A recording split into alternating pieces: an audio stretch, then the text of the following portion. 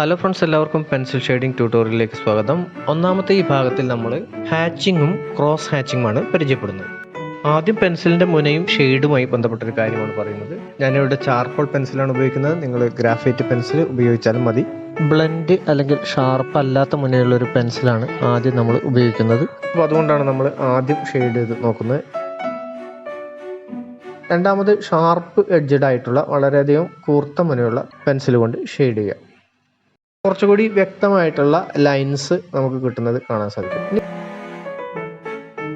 Pencil പിടിക്കുന്ന വിധമാണ് നമ്മൾ പറയുന്നത്. ഈ രീതിയിൽ പിടിക്കുന്നതിന് നമ്മൾ ട്രൈപോഡ് ഗ്രിപ്പ് എന്നാണ് അറിയപ്പെടുന്നത്. വ്യത്യസ്തമായ രീതിയിലുള്ള സ്ട്രോക്ക് കിട്ടുന്നതിന് വേണ്ടിയിട്ട് നമ്മൾ പെൻസിൽ പിടിക്കുന്നതിൻ്റെ ആംഗിൾ ഒന്ന് വ്യത്യാസപ്പെടുത്തിയാൽ മതി. രണ്ടാമത്തെ ഓവർ ഹാൻഡ് ഗ്രിപ്പാണ്. പെൻസിലിൻ്റെ മുകൾ ഭാഗത്തുനിന്ന് പിടിച്ചുകൊണ്ട് ഷെയ്ഡ് ചെയ്യാൻ നമുക്ക് സാധിക്കും. കുറച്ചുകൂടി വൈഡ് ഏരിയ ഒക്കെ ഷെയ്ഡ് ചെയ്യുമ്പോൾ നമുക്ക് ഈ ഒരു മെത്തേഡ് ഉപയോഗിക്കാൻ സാധിക്കും. ഇവിടെ പെൻസിലിൻ്റെ മുനയുടെ വശങ്ങൾ ഉപയോഗിച്ച് കുറച്ചുകൂടി നല്ല ഷെയ്ഡ് നമുക്ക് ഉണ്ടാക്കിയെടുക്കാൻ പറ്റും. ഇനി പെൻസിലിൻ്റെ വാല്യൂ സ്കെയിൽ നമുക്ക് സ്റ്റഡി ചെയ്യാം. വാട്ടർ കളറിൻ്റെ വീഡിയോയിൽ നമ്മൾ ചെയ്ത പോലെ തന്നെ പെൻസിലിൻ്റെ വാല്യൂ സ്കെയിൽ ലൈറ്റിൽ നിന്നും ഡാർക്കിലേക്ക്, അതുപോലെ ഡാർക്കിൽ നിന്നും ലൈറ്റിലേക്ക് എന്ന രീതിയിൽ നമുക്ക് ഷെയ്ഡ് ചെയ്ത് കാണിക്കാം. നല്ല ഷെയ്ഡ് കിട്ടണമെങ്കിൽ കുറച്ചുകൂടി പ്രഷർ നമ്മൾ കൊടുക്കേണ്ടതുണ്ട്. ക്യാൻസിൻ്റെ 300 GSM ടെക്സ്റ്റേർഡ് പേപ്പറാണ്. അതുകൊണ്ടാണ് നമ്മൾ വൈറ്റ് ഡോട്ട്സ് ഇടയ്ക്ക് കാണുന്നത്. ഡാർക്കിൽ നിന്നും ലൈറ്റിലേക്ക് കൂടി അത് കൊണ്ടുവരാം.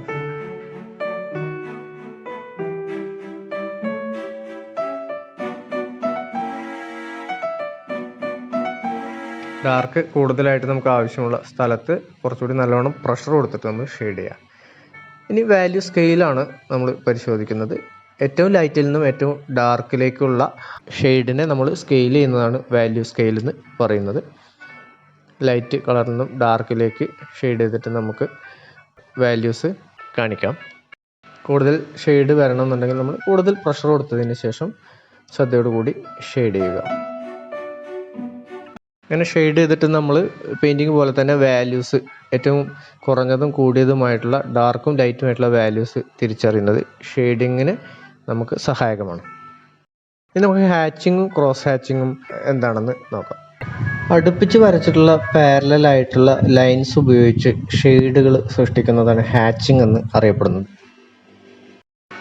ഇതുപോലെ തന്നെ വാല്യൂസ് കൂട്ടിക്കൊണ്ട് നമുക്ക് ഡാർക്ക് ഷെയ്ഡുകൾ ഉണ്ടാക്കിയെടുക്കാൻ സാധിക്കും. പെൻസിൽ ഷെയ്ഡിങ്ങിന് പല മാർഗങ്ങളുണ്ട്, പല രീതികളുണ്ട്. ഇവ ഓരോന്നും നമ്മൾ ഓരോ എപ്പിസോഡിലായിട്ട് പരിശോധിക്കുന്നതാണ്. ഇവിടെ നമ്മൾ ഹാച്ചിങ്ങും ക്രോസ് ഹാച്ചിങ്ങുമാണ് നോക്കുന്നത്. ഇനി ഒരു ഒബ്ജക്റ്റ് പെയിൻറ് ചെയ്തുകൊണ്ട് നമുക്ക് ഈ ഒരു മെത്തേഡിലൂടെ അതെങ്ങനെയാണ് ചെയ്യുക എന്ന് നോക്കാം. ഇവിടെ നമ്മൾ പിക്ചറിൻ്റെ ഫിനിഷിങ്ങിന് പ്രാധാന്യം കൊടുക്കുന്നില്ല. ഈ മെത്തേഡ് പരിചയപ്പെടുത്തുക എന്നത് മാത്രമാണ് ഉദ്ദേശിക്കുന്നത്. ഇപ്പം നമ്മൾ ലൈറ്റ് ഒരു ഭാഗത്തുനിന്ന് ഈ ഒബ്ജക്റ്റിലേക്ക് വീഴുന്നു എന്ന അസംഷനിലാണ് ഷെയ്ഡ് ചെയ്യുന്നത്. ലൈറ്റായ ഏരിയയിൽ ചെറിയ ഷെയ്ഡ് കൊടുത്തുകൊണ്ട് ഡാർക്കായ ഏരിയയിലേക്ക് വാല്യൂ കൂട്ടിക്കൊണ്ട് ഷെയ്ഡിങ് ചെയ്യുക.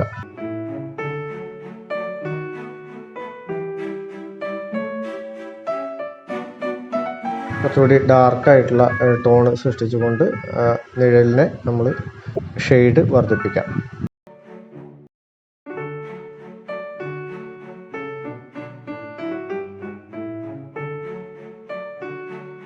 താഴെ ഭാഗത്ത് അല്പം ലൈറ്റ് നമ്മൾ വിട്ട് കൊടുത്തിരിക്കുന്നത് റിഫ്ലക്ഷനെ കാണിക്കുന്നതിന് വേണ്ടിയിട്ടാണ്. ഒരു ഒബ്ജക്റ്റിന് എപ്പോഴും റിഫ്ലക്ഷൻ ഉണ്ടാവും. അപ്പോൾ റിഫ്ലക്ഷൻ്റെ ഒരു ഭാഗം കൂടി നമ്മൾ ഷെയ്ഡ് ചെയ്യുമ്പോൾ കാണിക്കുകയാണ് ചെയ്യാറുള്ളത്. അപ്പോൾ മുകൾ ഭാഗത്തു നിന്നാണ് ലൈറ്റ് വരുന്നത്. അതുപോലെ തന്നെ ഒബ്ജക്റ്റിൻ്റെ ഷെയ്ഡ് ഓപ്പോസിറ്റ് സൈഡിലേക്ക് വീഴുന്നത് നമുക്ക് കാണിക്കാം.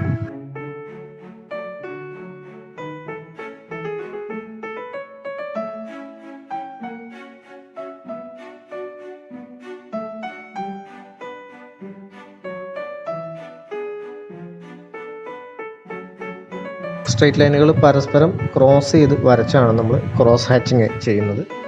ഒരു മെഷ് അല്ലെങ്കിൽ കമ്പിവല പോലെയുള്ള ഒരു പ്രതീതിയാണ് നമ്മൾ ഇതുകൊണ്ട് സൃഷ്ടിക്കുന്നത്. കൂടുതൽ ഡാർക്കായിട്ട് വാല്യൂസ് കൊണ്ടുവരുന്നതിന് ഈ ഒരു മെത്തേഡ് സഹായകമാണ്.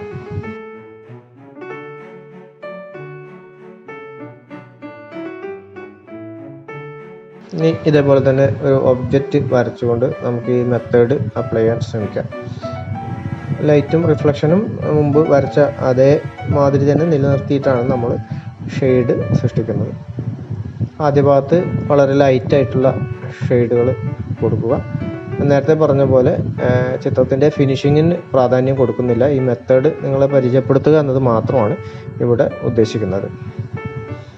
കുറച്ചുകൂടി ഡാർക്കായിട്ടുള്ള വാല്യൂസ് അടുപ്പിച്ച് മെഷ് വരച്ചുകൊണ്ട്, ലൈൻസ് അടുപ്പിച്ച് വരച്ചുകൊണ്ട് കുറച്ചുകൂടി തിക്കായിട്ടുള്ള ഒരു മെഷാണ് അവിടെ നമ്മൾ ഉണ്ടാക്കുന്നത്.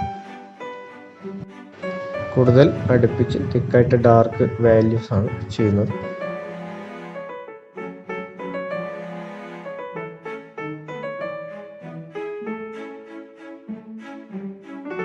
നേരത്തെ ചെയ്ത പോലെ തന്നെ റിഫ്ലക്ഷൻ കൂടി നമുക്ക് കാണിക്കാം. ഒബ്ജക്റ്റിൻ്റെ ഷെയ്ഡ് വലതു ഭാഗത്തേക്കായിട്ട് ചെയ്യാം. ഗ്രാഫൈറ്റ് പെൻസിലാണ് നിങ്ങൾ ഉപയോഗിക്കുന്നതെങ്കിൽ കുറച്ചുകൂടി ഷാർപ്പായിട്ടുള്ള എഡ്ജ് നിങ്ങൾക്ക് ഉണ്ടാക്കിയെടുക്കാൻ പറ്റും.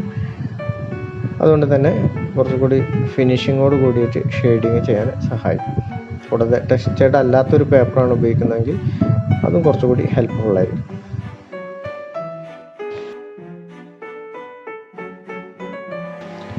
ഇനി ഒരു പിക്ചർ നമുക്ക് പ്രാക്ടീസ് ചെയ്യുന്നതിനായിട്ട് ഇവിടെ വരച്ച് കാണിക്കുകയാണ്. ഒരു ബനാന, നേന്ത്രപ്പഴമാണ് നമ്മൾ ചെയ്യുന്നത്. ഇത് ലൈറ്റും ഷെയ്ഡും കൂടി വരുന്ന ഒരു ഭാഗത്ത് ഇരിക്കുന്നതായിട്ട് നമ്മൾ സങ്കല്പിക്കുന്നു. ഇടത് ഭാഗത്തു നിന്നാണ് ലൈറ്റ് മുകൾ ഭാഗത്തു നിന്ന് വരികയാണ്. അപ്പോൾ മെയിൻ ലൈറ്റ് തട്ടുന്ന ഏരിയ, അതുപോലെ തന്നെ ഷാഡോ, കോർ ഷാഡോ, റിഫ്ലക്ഷൻ, ഈ കാര്യങ്ങളെല്ലാം നമ്മൾ പ്ലാൻ ചെയ്തതിന് ശേഷം വരച്ച് പഠിക്കുക. ഇത് നമ്മൾ പഠിക്കുന്ന സമയത്താണ് ഇങ്ങനെയൊക്കെ ചെയ്യുന്നത്. നിങ്ങൾ പ്രാക്ടീസ് ആയി കഴിഞ്ഞാൽ നിങ്ങൾക്ക് ഡയറക്റ്റ് തന്നെ ഇതൊക്കെ വരയ്ക്കാവുന്നതാണ്.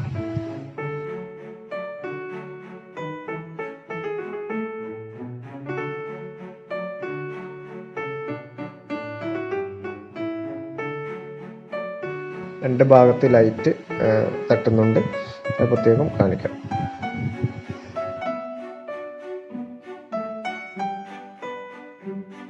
അതുപോലെ തന്നെ കോർ ഷാഡോ, പിന്നെ കാസ്റ്റ് ഷാഡോ എന്ന് പറഞ്ഞു കഴിഞ്ഞാൽ ഒബ്ജക്റ്റിൻ്റെ ഷാഡോ ആണ് നമ്മളവിടെ കാണിക്കുന്നത്. അപ്പോൾ എല്ലാവരും ഇത്തരത്തിൽ പല ഒബ്ജക്റ്റുകൾ പ്രാക്ടീസ് ചെയ്യുമെന്ന് വിചാരിക്കുന്നു. അടുത്ത വീഡിയോയിൽ രണ്ടാമത്തെ രീതി എന്ന നിലയ്ക്ക് സ്ക്രബിങ്ങും ബ്ലെൻഡിങ്ങും എന്താണെന്ന് നമുക്ക് പരിശോധിക്കാം.